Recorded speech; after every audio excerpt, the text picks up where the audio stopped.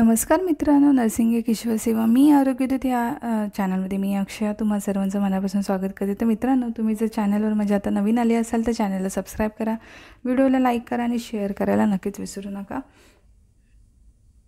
तर आजच्या व्हिडिओमध्ये आपण बघणार आहोत खोलीचे निर्जंतुकीकरण किंवा फ्युमिगेशन। हे खोली निर्जंतुकी करण्यासाठी ऑपरेशन थिएटर किंवा लॅब्स वगैरे असतात, ते निर्जंतुकीकरण करण्यासाठी फ्युमिगेशन वापरलं जातं। आता फ्युमिगेशनचे 2 प्रकार आहेत, ठीक आहे। तर आता हे 10 बाय 10 बाय 10 बायच्या खोलीसाठी वापरलं जाणारे हे जुन्या काळात वापरलं जाणं, म्हणजे पूर्वी जुन्या काळात म्हणजे खूप जुन्या काळात नाही, पूर्वी वापरण्यासाठी हे साहित्य असायचं। 1 अंश पोटॅशियम परमॅंगनेटकडे 2 अंश फॉर्मॅलिन आणि खोली वातबेद करण्यासाठी लागणारे साहित्य।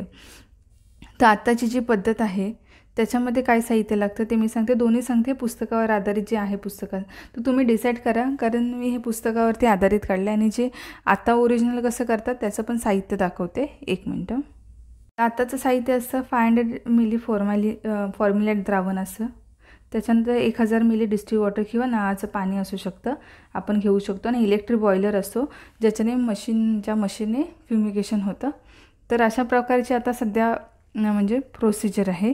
तर ही प्रोसिजर मी तुम्हाला थोडक्यात समजावून सांगते 2 मिनिटात, त्याच्यानंतर आपण काय करायला पाहिजे ते बघूया। तर ही प्रोसिजरमध्ये काय, ह्या बॉयलरमध्ये हे पाणी मिक्स वगैरे करायचं आहे सगळं, त्याच्यानंतर आपल्याला 45 मिनिट्स ठेवायचं आहे। तर ही नोट्स जर तुम्हाला ही पाहिजे असेल ना तर मला कमेंट्स करा की नवीन फॉर्म्युल्यांचे, तर मी पुढे मागे याचा व्हिडिओ बनवेन, ट्राय करेन।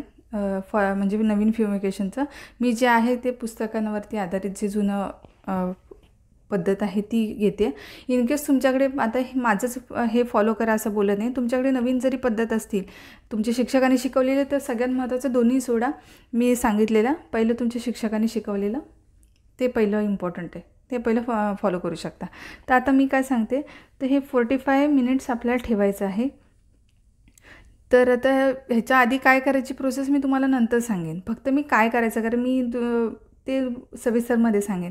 फक्त ही प्रोसिजर जी नवीन प्रोसिजर असते ती ओटीमध्ये फ्युमिगेशन किंवा लॅबमध्ये करायचं असेल तर आपल्याला सगळं ते बंद करायचं आहे। तर त्याचं पण वेगळं तुम्हाला मी आधी ह्याच्यानंतर नोट्स सांगेन, पण आता हे सगळ्यात महत्त्वाचं काय आहे ते एवढं लागतं। तर ह्याच्यामध्ये सगळं पॅकिंग झालेलं असतं, आपलं व्यवस्थित सगळं झाकून ठेवलेल्या वस्तू असतात, त्याच्यावरती ह्याच्यामध्ये हे द्रावण ह्या इलेक्ट्रिक बॉयलरमध्ये मिक्स करायचं, पाणी आणि फॉर्मॅलिन द्रावण, आणि ते प्लगला बटन लावून आपण तिथे हे ओतायचं आहे त्याच्यामध्ये आणि बटन ऑन करायचं आहे। बटन ऑन केल्यानंतर ते 45 मिनिटचा टायमर असतो तो लावायचा आहे।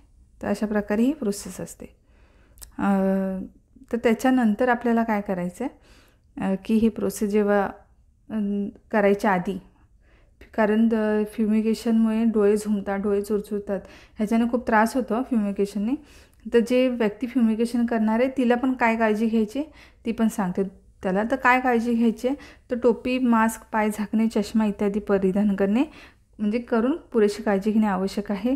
फॉर्मलाईट डोळ्यांना, नाकाला त्रासदायक आहे, त्यामुळे धुरीकरण करणाऱ्या व्यक्तीला वैयक्तिक संरक्षणात्मक उपकरणे पीपी प्रदान करणे आवश्यक आहे। फ्युमिगेशन चालू असल्याचे दर्शवणारी चेतावणी सूचना समोरच्या दारावर चिकटवली पाहिजे। आपण फ्युमिगेशन करतोय असं लिहिलेलं दारावरती सील करायचं आहे। तर ही करायची काळजी घ्यायची आहे। आणि मी सांगितलेलं साहित्याने प्रोसिजर ती आहे ती ओरली सांगितले, कारण ती मी लिहिली नाही आहे। जर तुम्हाला सविस्तर पाहिजे असेल, कारण हे डबल होणार, तुम्हाला माहीत असेल तर तुम्ही फॉलो करा, की म्हणजे तुम्हाला माहीत असेल तर नवीन पद्धत पण तुम्ही लिहिली तर चालेल। पण ह्या दोन्ही पद्धतीमध्ये आपण आधी प्रोसिजर म्हणजे काय करायचं आहे, समजा जुनी जरी तुम्ही लिहिली किंवा नवीन जी पद्धत लिहिली त्याच्या आधी आपल्याला करायचं आहे प्रोसिजर, कृती काय करायची आहे। तर खोलीची दारे, खिडक्या बंद कराव्यात, दारांना, काचांना कुठे फटी असेल तर त्या कागद चिकटवून बंद करायचे आहेत, खोलीचे झरोके देखील कागद चिकटवून बंद करायचे आहे। कळलं का? ही प्रोसेस दोन्ही ह्यांना लागू होते, आपल्याला हे सगळं बंद करायचं आहे। सगळ्यात महत्त्वाचं म्हणजे मी आत्ताच सांगून ठेवते की ज्यांना ही पटेल ती पद्धत लिहा, तुमच्या शिक्षकांनी तुम्हाला कोणती सांगितले ती लिहू शकता, असं कंपल्सरी नाही की हीच लिहा, नवीनही लिहू शकता। नवीन पद्धत सोपी आहे लिहायला, मी ते सांगितलं किती बाय किती खोलीसाठी किती हे करायचं आहे। 45 मिनिट्स म्हणजे आपल्याला ते करायचं आहे। 1000 ml पाण्यामध्ये 500 ml फॉर्मॅलिन, पण तुमचं जर शिक्षकांशी किंवा त्यांनी दिलेले जर नोट्स असतील, माझ्या नोट्सवर आधी म्हणजे हे करण्यापेक्षा तुम्हाला ते असतील तर ते फॉलो करू शकता, किंवा जर नाही जास्त डिफिकल्ट वाटत तर जुनी पद्धती तुम्ही फॉलो करू शकता. कारण तुम्हाला नवीन नसेल जर हे करायचे तर ती पुस्तकांवर आधारित आहे. बघा तुम्हाला तुमचे ट्युटर कुठलं सांगतात ते करा. ठीक आहे, मी फक्त प्रोसिजर सांगते. तर खोलीमध्ये कपाटे उघडून ठेवावीत. खुर्ची, टेबल यासारख्या वस्तू असतील तर टेबलाचे खण उघडून ठेवावे व साहित्य पसरून ठेवावे, म्हणजे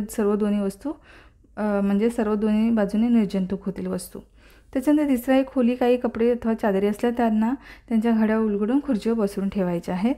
त्याच्यानंतर एका ट्रेच्या खोलीच्या मध्ये ठेवून त्यामध्ये 1 अंश पोटॅशियम परमॅंगनेटचे खडे पसरून ठेवायचे व खडे संपूर्ण झाकले जातील की 2 अंश फॉर्मेलिन त्यावर घालून लगेच दार बंद करून घ्यावे. दाराला सील लावावे व दाराला लेबल लावावे. त्यावर उघडण्याची वेळ लिहिलेली असावी. ती कमीत कमी 24 तास बंद असावी. 24 तासानंतर दारे खिडक्या उघडून कमीत कमी 24 तास हवा खेळती राहू द्या. त्याच्यानंतर 6वा मुद्दा आहे, खोलीतील व सर्व वस्तू निर्जंतुक कराव्या. उदाहरणार्थ गाद्या, उशा, ब्लँकेट ऑटोक्लेव्ह कराव्यात किंवा 2 ते 3 दिवस कडक उन्हात वाळवावेत. सगळे कपडे 180 शक्तीच्या लायझॉल लोशनमध्ये अथवा 1/20 शक्तीच्या कार्बोलिक लोशनमध्ये 2 तास बुडवून ठेवायचे आहेत. आता सर्व कपडे 20 मिनिटे उकळावीत. नंतर धोब्यास द्यावे. सर्व भांडी 20 मिनिटे उकळावीत. नंतर साबण पाण्याने स्वच्छ धुवून घ्यावीत. कागद, कपड्यांच्या चिंध्या, प्लास्टिकची खेळणी, कमी किमतीच्या वस्तू जाळून टाकायच्या आपल्याला आहेत. तर अशा प्रकारे ही प्रोसिजर आहे. तर ह्याच्यामध्ये फक्त ही 4था जो मुद्दा आहे तिथे नवीन मुद्दा येणार आपला जो आहे तो, की आपल्याला बॉयलरमध्ये सोल्युशन वगैरे टाकायचं आहे. इलेक्ट्रिक बॉयलरमध्ये पाणी टाकून घ्यायचं आहे, त्याच्यामध्ये सोल्युशन टाकायचं आहे. नंतर प्लगला अटॅच करून आपल्याला फ्युमिगेशनचा जो इलेक्ट्रिक बॉयलर आहे तो स्टार्ट करायचा आहे. आणि 45 मिनिटाचा टायमर लावून आपण खोली बंद करून बाहेर यायचं आहे. ही प्रोसिजर आहे, 4था मुद्दा आहे. आणि बाकीची प्रोसिजर तर सेमच असणार आहे पुढे, फक्त इथे साहित्य आणि नवीन प्रोसिजरमध्ये येणार किंवा खोलीचं हे नवीन येणार. तर तुमच्याकडे जर नोट्स असतील तर ती फॉलो करू शकता. ही जुनी पद्धत आहे.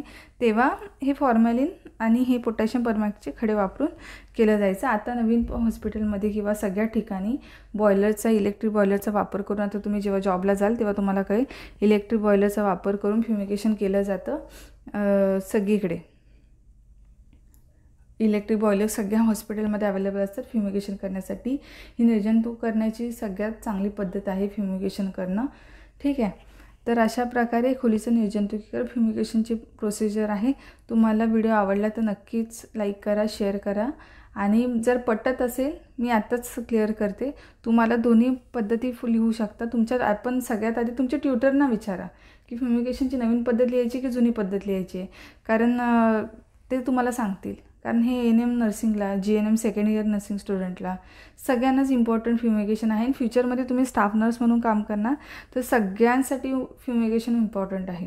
ते इलेक्ट्रिक बॉयलर असतं हे तुम्हाला माहिती असायला पाहिजे, कारण सगळ्या हॉस्पिटलमध्ये इलेक्ट्रिक बॉयलरचा वापर केला जातो, त्याच्याने फ्युमिगेशन केलं जातं. ठीक आहे, तर आता लवकरच भेटू आपण पुढच्या व्हिडिओमध्ये.